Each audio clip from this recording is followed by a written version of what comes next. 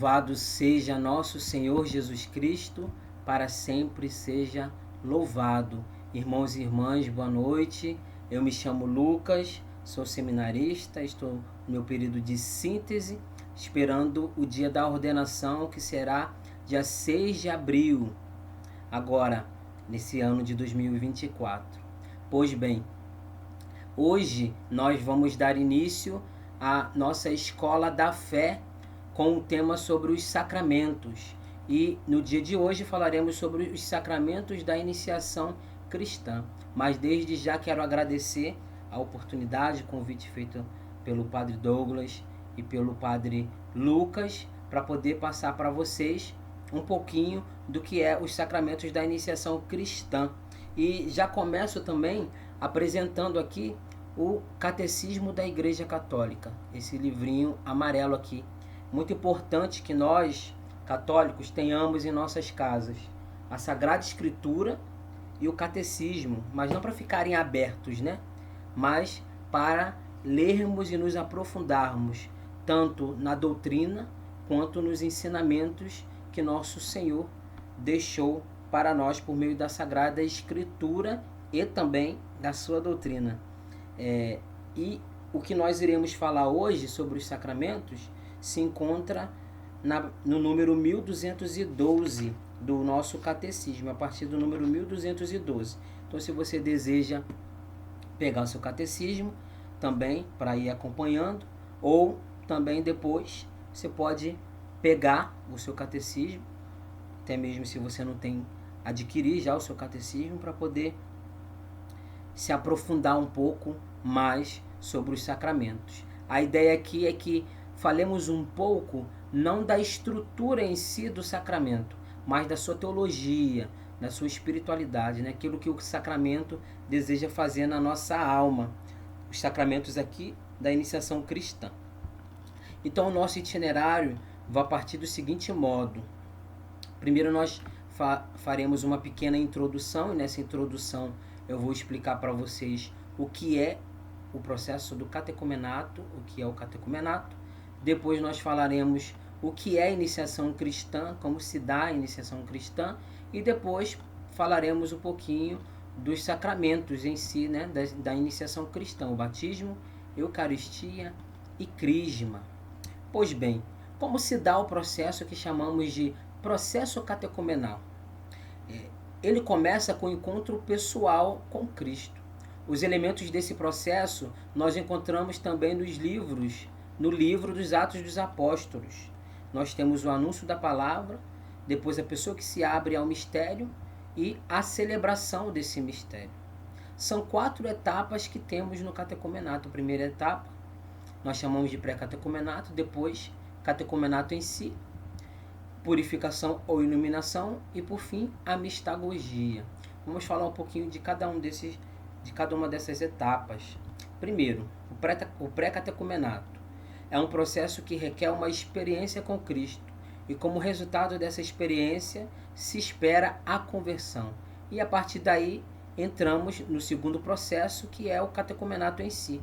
A finalidade não é apresentar a doutrina, mas construir a doutrina a partir de Jesus. Não construir uma nova doutrina, tá bom? A doutrina já foi construída, mas o que eu quero dizer é, devemos partir da pessoa de Jesus para abordar a doutrina, porque Cristo, como fundador da igreja, como aquele que deixou para nós ensinamentos, então nós devemos partir dele para poder ensinarmos a sua doutrina, a verdadeira doutrina, a doutrina católica. Então, por exemplo, quando vou falar do tema sobre a igreja, eu foco na pessoa de Jesus, que é seu fundador. Tudo que eu vou falar relacionado à igreja parte de Jesus. A sua missão, o mandato de Jesus para a sua igreja, qual a finalidade da igreja, o porquê que Cristo quis sim a igreja. Então tudo isso está relacionado com a pessoa de Jesus. A ideia é partir do processo do querigma, né? O primeiro anúncio. Aqui é o momento onde o catecúmeno também é inserido na vida da comunidade. a gente chama de estágio pastoral. A ideia é fazer com que ele conheça as pastorais, tenha um maior entrosamento com seus irmãos ali e também aprenda a importância do serviço tanto a Deus quanto à igreja e também ao próximo. A etapa da purificação ou iluminação, que são os encontros espirituais para que o catecúmeno se prepare interiormente para receber os sacramentos. E por fim, temos a mistagogia, um momento pelo qual a comunidade se reúne para acolher seus novos membros. Dito isso, agora podemos partir para o segundo momento da nossa formação, onde falaremos sobre a iniciação cristã. Então, o que é iniciação cristã? Etimologicamente, significa introduzir. Exprime um processo de adaptação que todo ser humano se vê obrigado a fazer ao longo de sua vida. Se nós analisarmos a estrutura interna desse processo, vamos encontrar 4 elementos em seu sentido religioso: mistério, símbolos, comunidade de iniciados e sujeito da iniciação. Então, vamos falar de cada um pouquinho. O mistério. Como podemos definir mistério? Mistério é aquilo que eu me calo, pois a minha capacidade de raciocínio não consegue abarcar e por isso, diante de tamanho mistério, eu me calo. Você tem até o acesso, consegue viver e entrar em comunhão com o mistério, mas é tão maior que você que a palavra verbal é limitada. E por isso nós utilizamos símbolos, pois os símbolos conseguem expressar o que é o mistério. Para São Paulo, o mistério é um conceito-chave para poder entendermos Cristo e a salvação que ele nos comunicou. E, então, para ele, mistério é o desígnio eterno de Deus pelo qual ele quer nos salvar e que se nos manifestou em plenitude na pessoa de Jesus Cristo. Mas o mistério não consiste tanto numa verdade oculta, nem muito menos no rito celebrativo, mas na atuação salvadora de Deus. Mais ainda, o mistério é o próprio Cristo em pessoa. Eu consigo compreender Cristo, quem ele é, homem e Deus, o que ele fez, o que ele realizou, qual sua função foi aqui na terra para nós, e o que ele ainda faz hoje na nossa vida, mas existem coisas que nós não conseguimos adentrar, porque a nossa capacidade, tanto intelectual quanto verbal, não conseguem expressar nem compreender tão perfeitamente. Os símbolos nos aproximam do mistério e nos permite nos comunicarmos com o mistério. A comunidade de iniciados, onde se vive o mistério, e o sujeito da iniciação.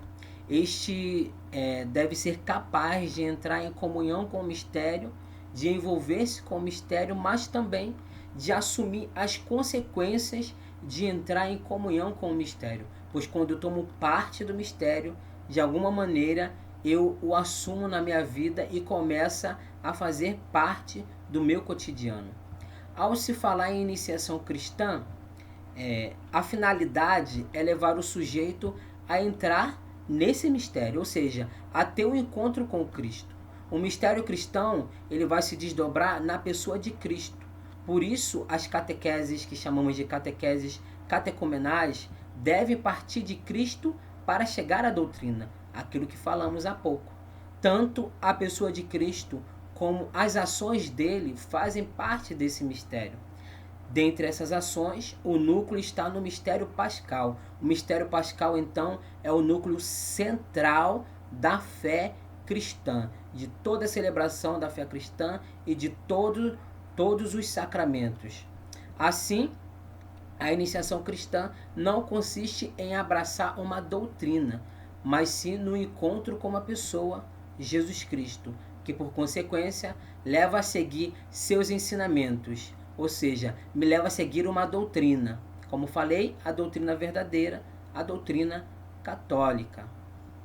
A iniciação cristã não é também a entrada em uma comunidade que se autoabastece. pois ela se alimenta em Deus, de Cristo.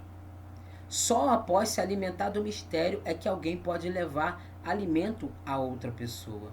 Se eu não me alimento de Cristo, se eu não me alimento dos ensinamentos de Cristo, eu não consigo ensinar Cristo. Eu não consigo alimentar a outra pessoa de Cristo. Eu vou alimentar de mim mesmo, porque eu estou tão cheio de mim, ensinando aquilo que eu penso, aquilo que eu acho, que acabo esquecendo de quem é o centro, que é Cristo. E assim eu não consigo ensiná-lo, mas ensino aquilo que eu penso, que eu acho que é verdade. Mas, na verdade, nós temos que ter em mente de que a verdade é Cristo, parte de Cristo e da sua igreja. Então eu preciso ensinar o que Cristo ensinou e também ensinar o que a igreja ensina. Porque é a mesma coisa, a igreja ensina o que Cristo ensina. Mas primeiro eu preciso me alimentar. E eu me alimento por meio da formação, por meio da oração e por meio da intimidade com a palavra e com a doutrina também. A doutrina não foi feita somente para conhecermos, mas para nos aprofundarmos e fazermos uma experiência também com ela. Porque se eu me encontro com Deus, eu me encontro com a sua doutrina. Então a finalidade cristã, da iniciação cristã, é entrar em comunhão com o mistério, contemplar e me aproximar desse mistério. O mistério, então, é uma pessoa em Jesus Cristo. É o conteúdo do que é revelado e o revelador se confundem, pois Cristo é esse conteúdo que se revela e que é revelado. Com isso eu digo que o mistério é Cristo e o iniciado precisa se relacionar com ele. Como, por exemplo, o batismo de criança. Ela é batizada na fé da igreja, pois ela não tem fé, para depois ser iniciada na fé. O batismo de adulto é inverso. Primeiro o adulto deve aderir à fé e ser iniciado para depois receber o batismo. Tudo deve estar fundado na vida e nas ações de Jesus. Deve partir dele. Ele é o centro, ele é a cabeça. Então a igreja, ela é a linguagem pela qual o homem consegue acessar esse mistério. Pois a igreja é o sinal do mistério, o sinal visível, concreto do mistério. Jesus fundou a igreja para continuar a sua obra de salvação. E depois e ensinai a todas as nações, batizai-as em nome do Pai, do Filho e do Espírito Santo. Ensinai-as a observar tudo o que você prescreve.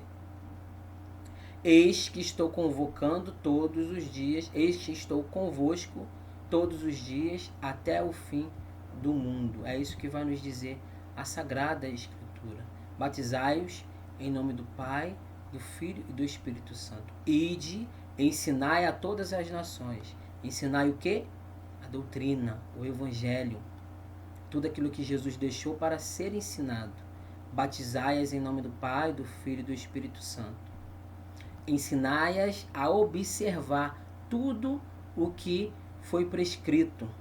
Eis que estou convosco todos os dias até o fim do mundo. Então, as três formas da iniciação cristã. Ela é sacramental, catecumenal e ritual. Vamos falar de cada uma delas agora. Sacramental. A sacramental se dá por meio de um rito que você toma parte na comunidade dos iniciados, de forma definitiva e permanente, porque os sacramentos são ao mesmo tempo dom e compromisso. Batismo e confirmação imprimem então um caráter, e como não são reiterados, eles então são definitivos. Eles dão definitivamente a vida nova e a marca indelével em Cristo. Não pode ser apagado. Não existe um segundo batismo, nenhuma segunda crisma. São um só, um único batismo e uma única crisma. E o processo é permanente. Olha só que importante. Por que o processo é permanente? Porque o terceiro sacramento é a Eucaristia. É um chamado à comunhão diária com o mistério. Então a Eucaristia é essa comunhão diária com o mistério. Por isso que é um processo permanente. Eu faço um processo inicial, no entanto, esse processo permanece no meu dia a dia. Por quê? Por causa da Eucaristia. E de forma também escatológica, porque nós recebemos hoje aquilo que aponta para o acontecimento do passado e nos prepara para o futuro. Ou seja, você vive agora o que você irá experimentar no futuro, no céu. Então, tudo aquilo que nós vivemos de forma sacramental hoje, nós experimentaremos no céu. Né? Aponta para o passado, a Páscoa de Cristo, né? Aquilo quando Cristo morreu na cruz, ele se deu na cruz por nós, e do lado aberto dele nós vemos isso, que nasceu os sacramentos. Então aponta para esse acontecimento do passado, nos prepara para o futuro, ou seja, para o céu. Então a importância de buscarmos e vivermos a vida sacramental. Depois, a segunda forma da iniciação é catecumenal. A catecumenal por meio de um processo de aprendizagem prolongada. Prolongada porque tem a ver com a conversão que é diária e acontece o tempo todo, todos os dias. Todos os dias nós devemos viver essa conversão diária, pedindo a graça a Deus. Por meio da graça dele, nós vamos também ver daqui a pouco o que é a graça, né? Por meio da graça de Deus, que nós nos convertemos diariamente. E por fim, o ritual, que é a terceira forma, se dá por meio de um rito. Já introduzidos e iniciados, podemos agora partir para os sacramentos do batismo, da Eucaristia e da Crisma.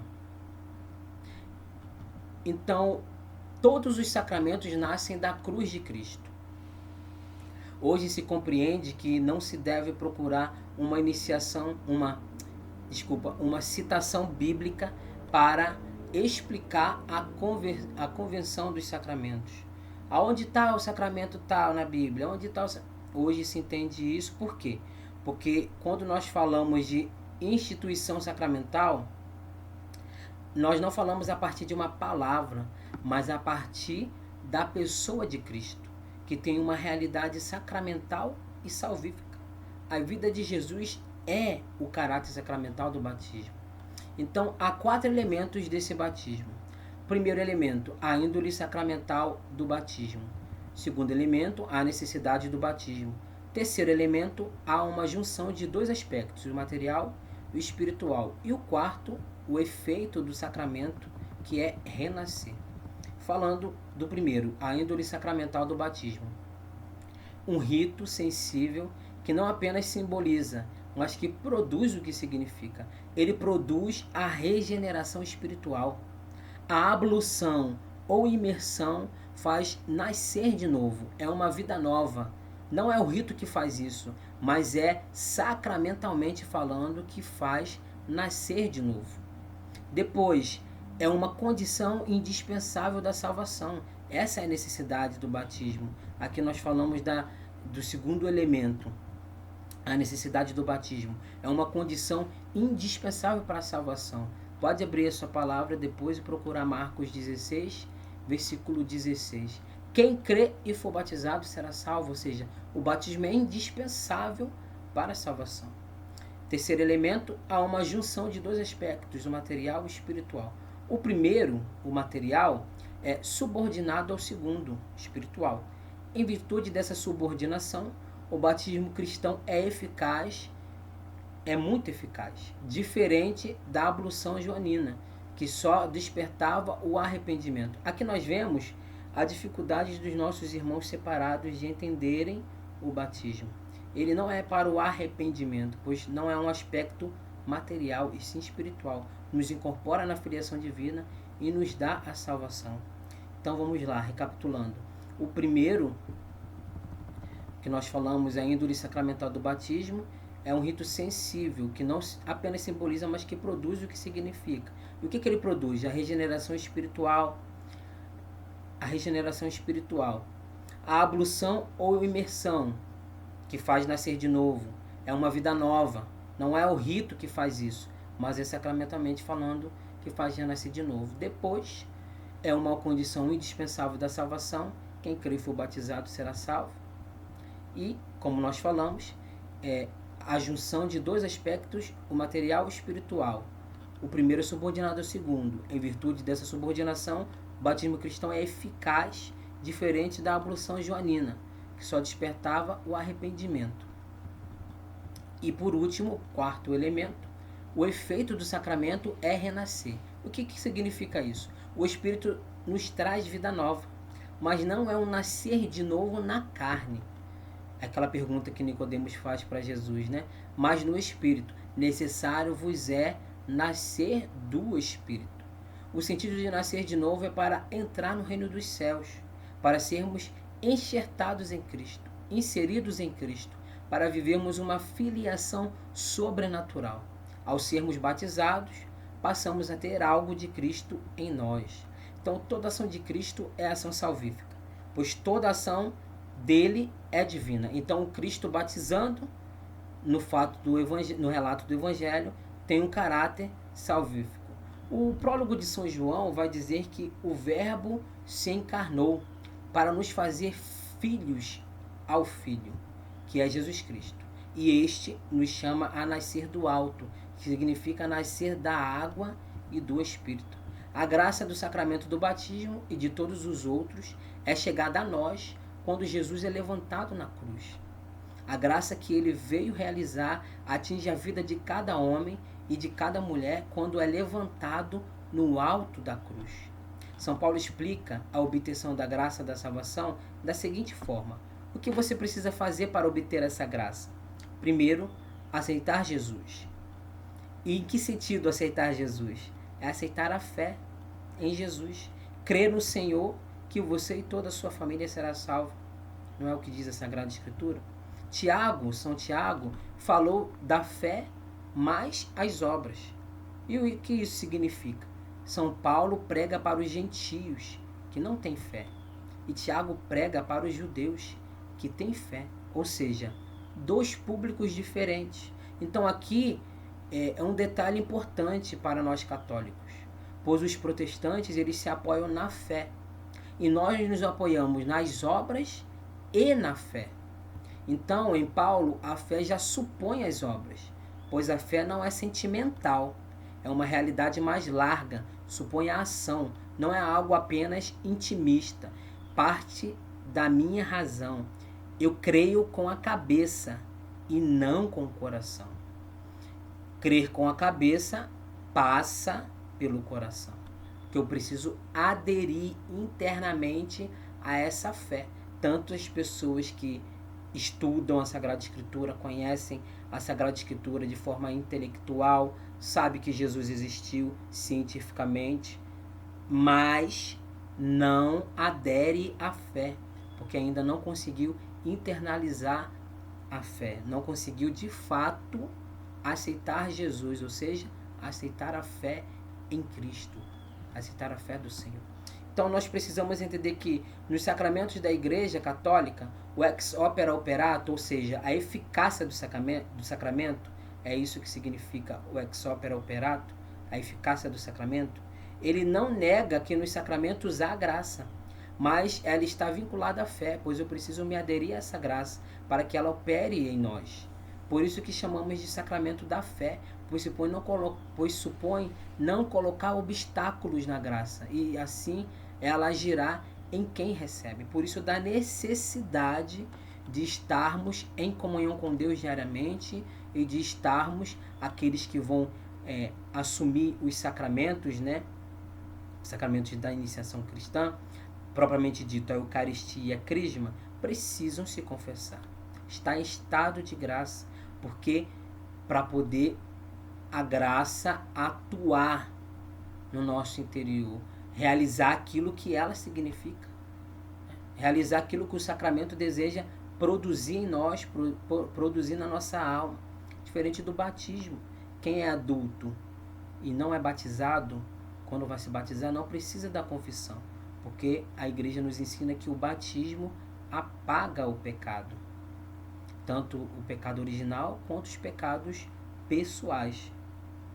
Então, quando uma pessoa recebe qualquer sacramento, ela recebe uma graça sacramental específica para um determinado fim. Eu recebo o batismo, a graça é uma. Eu recebo a crisma, a graça é outra. E assim sucessivamente. Então os sacramentos provêm de Cristo. Aquilo que estava nele passou para os sacramentos, sendo uma continuidade. Como o Cristo terrestre santificava pela sua presença, o Cristo celeste santifica também por sua presença, por meio dos sacramentos. Então você deseja ser santificado, santificada? Busque os sacramentos. Os dois principais efeitos do sacramento são a purificação do pecado e o novo nascimento do Espírito Santo. São os dois principais frutos. Pelo batismo, são cancelados o pecado original, atuais e todas as penas de todos os pecados. Depois que a pessoa é batizada, fica nela aquilo que chamamos de concupiscência. Os messalianos negavam que o batismo apagava o pecado, pois a pessoa batizada, continuava a pecar. Quem defende essa mesma ideia é Lutero. O pecado foi apagado, agora ficou na pessoa a inclinação ao pecado, que é a concupiscência. Por causa disso, Lutero e Calvino falavam que o pecado não é apagado, mas em razão da fé, o rito é demonstração de que eu aderi a Jesus Cristo, e assim não é mais imputado em mim o pecado. Contra essa doutrina, nós temos a resposta do Concílio de Trento. Com o batismo, o neófito se torna a presença de Deus, a graça santificante. Essa graça torna o homem agradável a Deus. Crer nele e amá-lo em razão das virtudes teologais que são infusas em nós no batismo: fé, esperança e caridade. Por fim, o batismo realiza em nós uma dupla filiação espiritual, pois nos faz filhos de Abraão e filhos de Deus. As promessas feitas por Deus em favor de Abraão e de sua descendência. Jesus é, em última instância, a descendência de Abraão. A ideia do filho não está relacionado à natureza, mas adotiva, à adoção. Cristo incorpora a si os cristãos que o incorpora em suas obras. Então, o que permite a herança de Cristo aos seus? É pela fé e pelo batismo. Nós nos tornamos herdeiros pela fé e pelo batismo. Nós somos filhos adotivos de Deus e somos por meio de Cristo, que é filho legítimo de Deus Pai. Agora falamos da crisma. No Antigo Testamento, os profetas anunciaram que o Espírito do Senhor repousaria sobre o Messias, esperado em vista de sua missão salvífica. A descida do Espírito Santo sobre Jesus por ocasião de seu batismo por João Batista foi o sinal de que era ele quem devia vir, que ele era o Messias, o Filho de Deus. Concebido do Espírito Santo, toda a sua vida e toda a sua missão se realizam em uma comunhão total com o mesmo Espírito, que o Pai lhe dá sem medida. Ora, esta plenitude do Espírito não devia ser apenas a do Messias, devia ser comunicada a todo o povo messiânico. Por várias vezes, Cristo ele prometeu esta efusão do Espírito, promessa que realizou primeiramente no dia da Páscoa e em seguida, de maneira mais marcante, no dia de Pentecostes. Então, repletos do Espírito Santo, os apóstolos começam a proclamar as maravilhas de Deus, começam a anunciar a boa nova. E Pedro começa a declarar que esta efusão do Espírito é o sinal dos tempos messiânicos. Então, os que creram na pregação apostólica e se fizeram batizar, também receberam o dom do Espírito Santo. Desde então, os apóstolos, para cumprir a vontade de Cristo, comunicaram aos neófitos, pela imposição das mãos, o dom do Espírito, que leva a graça do batismo à sua consumação. É por isso que na Epístola aos Hebreus ocupa um lugar entre os elementos da primeira instrução cristã a doutrina sobre os batismos e também sobre a imposição das mãos. A imposição das mãos é com razão reconhecida pela tradição católica como a origem do sacramento da confirmação, que perpetua, de certo modo, na igreja a graça de Pentecostes. Para melhor significar o dom do Espírito Santo, acrescentou-se também a imposição das mãos, uma unção com óleo perfumado, o óleo do crisma. Esta unção ilustra, mostra o nome de cristão, que significa ungido e que deriva a sua origem do próprio nome de Cristo. Ele que Deus ungiu com o Espírito Santo. Isso nós encontramos em Atos capítulo 10, versículo 38. Versículo 38. E este rito de unção existe até nos nossos dias, tanto no Oriente como no Ocidente. Por isso, no Oriente, este sacramento é chamado crismação, ou seja, unção com crisma. E no Ocidente, o termo confirmação sugere que este sacramento, ao mesmo tempo, confirma o batismo e consolida a graça batismal. Mas a crisma não é a confirmação do batismo no sentido de confirmar o que faltou no batismo, pois não faltou nada. É uma confirmação no sentido de que agora eu recebo os dons do Espírito para testemunhar aquilo que eu sou, ou seja, filho de Deus, membro da igreja, chamado a dar testemunho da vida nova em Cristo. Nesse sentido, o batismo significa purificação e a crisma significa envio. O grande efeito do sacramento da confirmação é justamente a efusão do Espírito Santo, como foi dada aos apóstolos no dia de Pentecostes. No sacramento do batismo recebemos os dons infusos, as virtudes teologais, fé, esperança e caridade. Na confirmação, recebemos como um dom espiritual, virtudes morais, ao mesmo tempo que é dom, precisa da cooperação do homem. E recebemos também os dons do Espírito Santo na confirmação. É próprio da confirmação os dons infusos. No batismo eu recebo o Espírito Santo, como eu falei, os dons infusos. E me torno membro da igreja, filho de Deus, quando eu tomo o mistério pascal de Cristo, que envolve a paixão, morte e ressurreição. O coroamento é Pentecostes. E é aqui que vemos os 3 sacramentos. A diferença é que na confirmação essa efusão, primeiro, enraiza-nos mais profundamente na filiação divina. Une-nos mais solidamente a Cristo.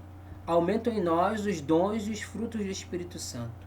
Dá-nos uma força especial do Espírito Santo para difundir e defender a fé pela palavra e pela ação, como verdadeiras testemunhas de Cristo, para confessar com valentia o nome de Cristo e para nunca sentir vergonha em relação à sua cruz. Por isso, da importância de recebermos esse sacramento. Nos tornamos isso, fortes, autênticos na fé. Olha, dizia Santo Ambrósio no século IV, lembra-te, portanto, de que recebeste o sinal espiritual, o espírito de sabedoria e de inteligência, o espírito de conselho e força, o espírito de conhecimento e de piedade, o espírito do santo temor, e conserva o que recebeste. Deus Pai te marcou como seu sinal. Cristo Senhor te confirmou e colocou em teu coração o penhor do Espírito. Agora falaremos da Eucaristia. Então, a Eucaristia é o centro dos sacramentos, porque todos os sacramentos operam em virtude do mistério de Cristo e da sua paixão. Por isso que a Eucaristia é o maior sacramento em relação aos outros. O sacramento da Eucaristia é próprio da paixão do Senhor. Devemos dizer que, enquanto os demais são uma participação, a doação pascal de Cristo, a Eucaristia contém a plenitude dessa doação pascal do Senhor. Ela ocupa um lugar privilegiado dentro dos números dos sacramentos. A Igreja, então, e a Eucaristia vieram juntos. Não podemos separar a Igreja da Eucaristia. A Igreja é a humanidade que bebe e come o corpo e sangue de Cristo, que surge da Eucaristia, e por outro lado, precede a Eucaristia, porque o Cristo Porque o próprio Cristo manda fazer a mesma coisa. É ela que faz a Eucaristia. Então, eu devo dizer que ambos nascem no mesmo ato redentor de Cristo. A igreja constituída através da ação da Eucaristia, elas nascem do Calvário.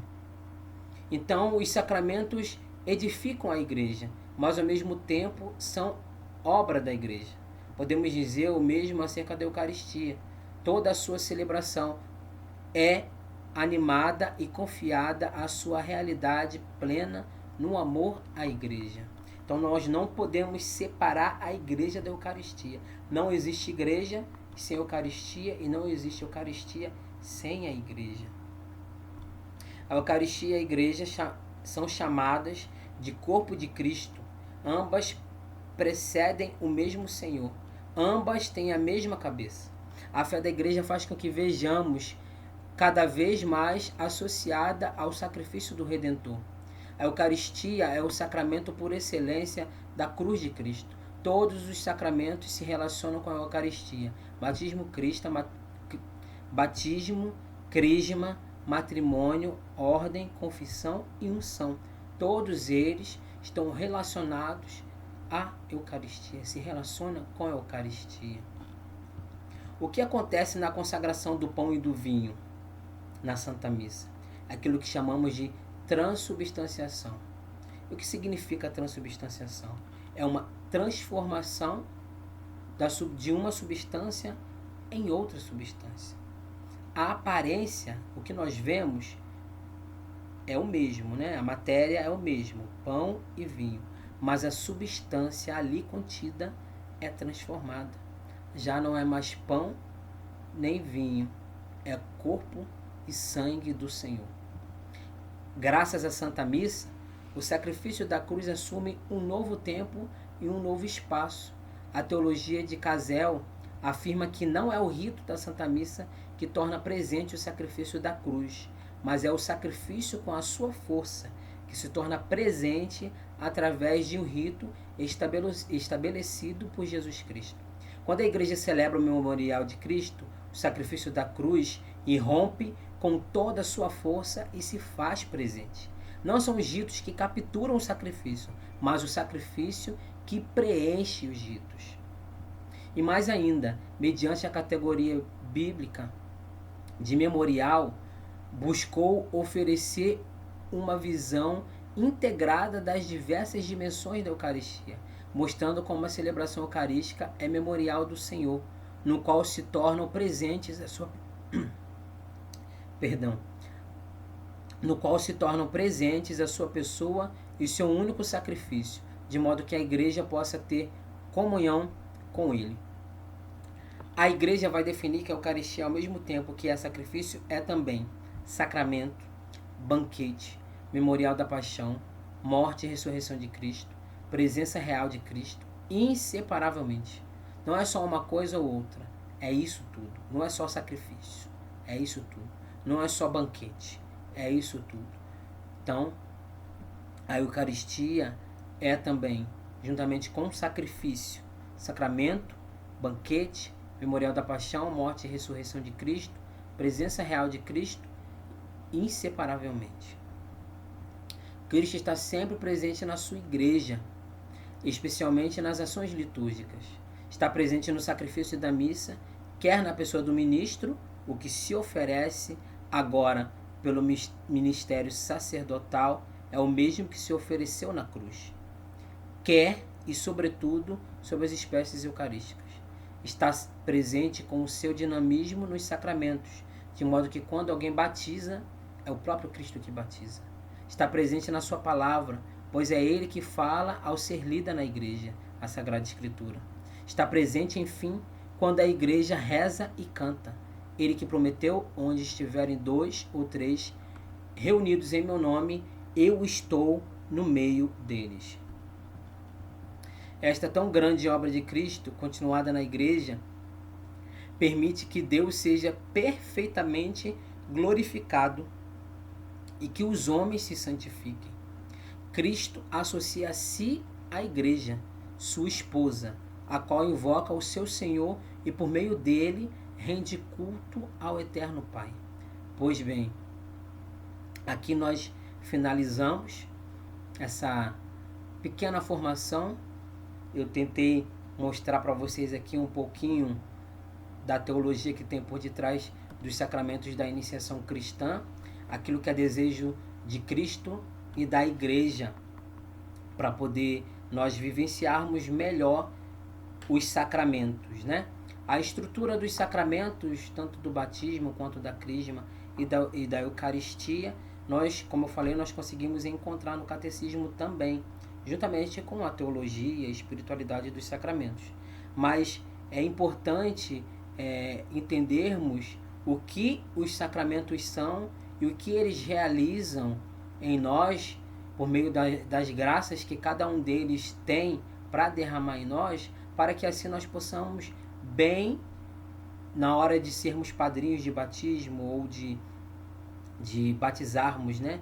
Vocês batizar os filhos de vocês, enfim, na hora de recebermos a Eucaristia, de participarmos da Santa Missa e também de recebermos a crisma, porque se nós não sabemos, nós não conhecemos o que a teologia, o que a igreja nos ensina sobre os sacramentos da iniciação cristã, nós não conseguiremos viver de forma autêntica aquilo que nosso Senhor pede para nós vivenciarmos por meio dos sacramentos, né? Não é receber os sacramentos como qualquer coisa que nós recebemos, de qualquer forma.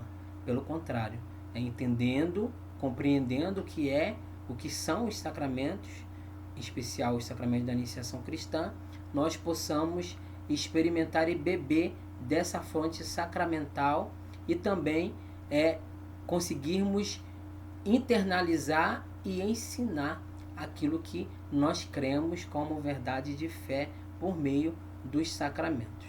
Tá bom? Peço desculpa a vocês se faltou uma coisa ou outra, mas no decorrer do tempo, né, das formações, vocês podem também lançarem as perguntas que a gente vai respondendo para vocês, tá bom?